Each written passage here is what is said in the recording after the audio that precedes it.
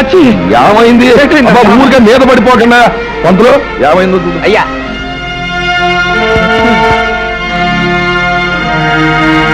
ఏంటమ్మా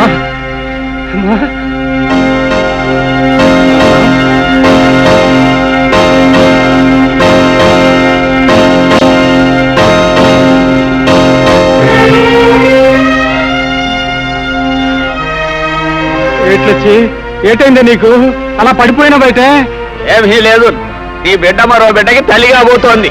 అంతులు గారు మీరు చెప్పేది నిజమేనా? అక్షరాల నిజం. ఏడే ఆ పిట్టిదానా ఎంత పాడు పని చేశావే. కులానికి తక్కువైనా కూటికి తక్కువైనా మనం నలుగురిలో మర్యాదగా బతుకుతున్నానే. ఇప్పుడు నీ ప్రాణాలు తీసిన తప్పులేదే. ఆవేశపడకు. లక్ష్మిని కొట్టడం వలన చంపడం వలన ప్రయోజనం ఏముంది? అసలు గొడవ పెట్టో పంచాయతీలో పెట్టి నువ్వే దాల్చవయ్యా హరి. ఇదిగో నీ గొడవ మేము చూస్తాం, ఈలోగా నువ్వేగా ఇచ్చిన చేయకు. పద పదమే. దారుణం జరిగిపోయింది అయ్యలారా, అయ్యలారా, బాబులారా, మా బతుకు బుక్కిపాలైపోయింది. చూడండి బాబు, చూడండి ఈ అన్యాయాన్ని, ఈ దారుణాన్ని కల్లారా చూడండి బాబు, కల్లారా చూడండి బాబు. హరి బాబు, చూడు బాబు ఈ అన్యాయాన్ని, చూసి న్యాయం చెప్పు హరి బాబు. చూడండి బాబు, చూడండి ఎంత ఘోరం జరిగిపోనాదో చూడండి బాబు. మేము ఎవరికి ఏ పాపం చేశామని మా కడుపులో ఇలా ఆరని చెట్టు పెట్టారు బాబు. ఇదిగో ఏ అన్యాయం చెయ్యని నా కూతుర్ని ఇలా ఎందుకు చంపేయాల్సి వచ్చింది బాబు. ఈ అన్యాయం చేసిన ఆ కిరాతకుడు ఎవరినో శిక్షించి మాకు న్యాయం చెయ్యండి బాబు.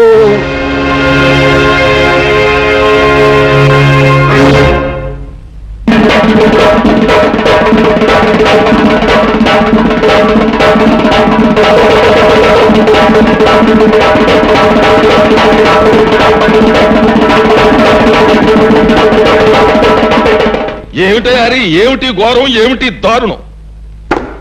రాయుడు గారు, ఒకరి మోసానికి బలైపోయింది అమాయకురాలు. ఒక డబ్బున్న వాడి మాటలు నమ్మి ఆశపడి అంతమైపోయింది ఈ పేదపిల్ల. ఈ కన్నెపిల్ల కళ్ళ ముందు రంగుల కళలు చూపించి తన కోరిక తీర్చుకుని ఆ తర్వాత అతి దారుణంగా చంపేశాడు ఆ కిరాతకుడు. అది సరేనయ్యా, ఇంతకీ ఎవడా కిరాతకుడు? ఎవడైతే తనను అనుమానించకుండా ఉండడానికి ముందుగా ఆవేశంగా మాట్లాడతాడో వాడే. అంటే ఇప్పుడు ఆవేశంగా మాట్లాడిన ఈ హరిబాబే శాస్త్రం ప్రకారం ఇందుకు కారణం ఉంటారు. ఏమిటి చిత్తులు మరి నక్కల్లారా, ఏమిటా మీ ఉద్దేశం? ఇలాంటి తప్పుడు కూతలు కూశారంటే ఆ పిల్ల శవంతో పాటు మీ శవాలు కూడా పాడెక్కుతాయి. చూడాలి బాబు, తీర్పు చెప్పాల్సిన వాడు ఉండవలసింది ఆవేశం కాదయ్యా, ఆలోచన. అసలు ఏం జరిగిందో నిదానంగా తెలుసుకోవాలి. అసలు జరిగిన గొడవేటో చెప్పారన్నా? నిన్న ఈ హరిబాబు మా అక్కను చెరువుగట్టు కాడికి రమ్మన్నాడండి. అది వెళ్ళిందండి, అంతేనండి, తిరిగి రాలేదండి. ఏమయ్యా హరి, వాడు చెప్పేది నిజమేనా? నిజమే. నేను లక్ష్మి కోసం అక్కడికి వెళ్ళాను. అరగంట సేపు చూశాను, తను రాలేదు. దాంతో వెనక్కి వచ్చాను. ఆహా అని నువ్వు అరికతో చెప్తూ ఉంటే అది మేము వినేసేసి నమ్మేసేసి ఆనందించేసేయాలా? సర్లే, నీ రంకెలకు నేను దంకుతానా? నువ్వు ఆ పిల్లతో తోటలంటా దొడ్లంటా తిరగడం నేను అనేక సార్లు చూశాను.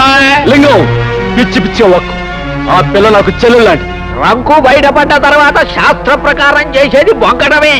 అయినా చెల్లెలి కష్ట సుఖాలు వినడానికి తోటలు దొడ్లు గాని పనికిరావా?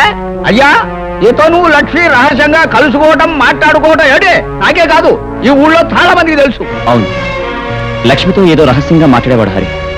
మేము ఎప్పుడు ఏం అడిగినా ఏం జరిగిందో చెప్పేవాడు కాదు.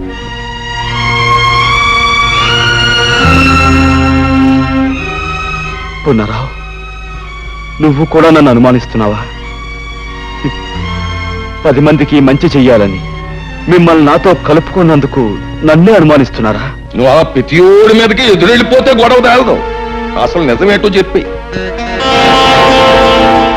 అయ్యా, శాస్త్ర ప్రకారం శవం చేతిలో ఏదో ఉంది. ఏమిటి? వెళ్ళి చూడు.